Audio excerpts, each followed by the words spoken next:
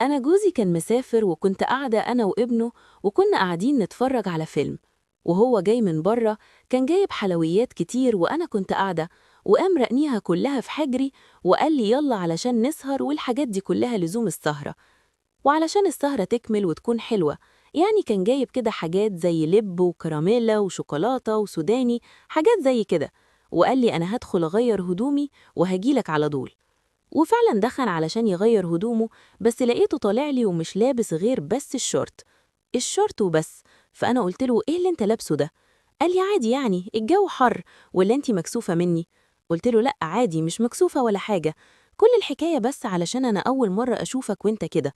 وجه قعد جنبي على الكنبة، وكل ده وكيس اللب كان لسه في حجري، لأني أنا كنت قاعدة أتفرج على الفيلم وكنت مندمجة معاه قوي، وما حسيتش بنفسي خالص غير وهو عمال بيمد إيده علشان ياخد حاجات من الكيس، وعمال بيمد إيده قوي قوي وأكتر، وأنا سبته، ومعرفش سبته ليه.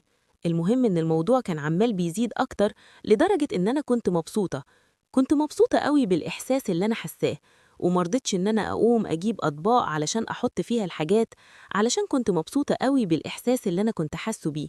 ومن الحاجات اللي هو كان بيعملها بصراحة كان إحساس ما حسيتوش قبل كده، ما حسيتوش خالص مع باباه، بس كنت حاسة بيه.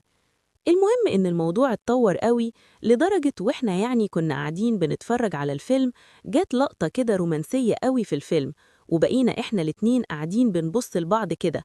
طبعا مفيش حد، والدنيا ضلمة ومفيش إلا أنا وهو بس. أنا كنت يعني مضلمة الشقة كلها، وكنا قاعدين بس على نور بتاع التلفزيون. بحب أنا الإحساس وبحب الجو بتاع بالليل، إني أنا يعني أضلم الشقة كلها وأسيب بس نور التلفزيون.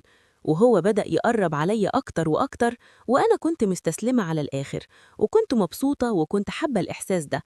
فضل يقرب لدرجة إن أنا كنت حاسة بيه كله.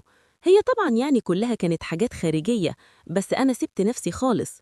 ومرة واحدة نور التلفزيون اطفى، ولقيت إن التلفزيون فصل لوحده، والدنيا بقت ضلمة على الآخر. ساعتها بس اتخضيت وفقت لنفسي، ولقيت إن أنا فعلا كنت مستسلمة لحاجات كانت هتحصل كتير مش المفروض إن هي تحصل. المهم زقيته كده بعيد عني، وقلت له ما ينفعش إن ده يحصل، وجيت علشان أقوم لقيته مسكني من إيدي وقال لي مالك في إيه؟ قلت له لا مفيش حاجة، أنا بس هشوف الكهرباء فصلت ليه. وقمت منورة الكشاف بتاع الموبايل بتاعي وجريت على أوضتي، جريت عليها بسرعة وقفلت عليا بالمفتاح، لأني أنا عارفة لو كنت قعدت أو كنت يعني رجعت تاني كان ممكن يحصل حاجات كتير ما ينفعش إن هي تحصل. المهم أنا دخلت كده على أوضتي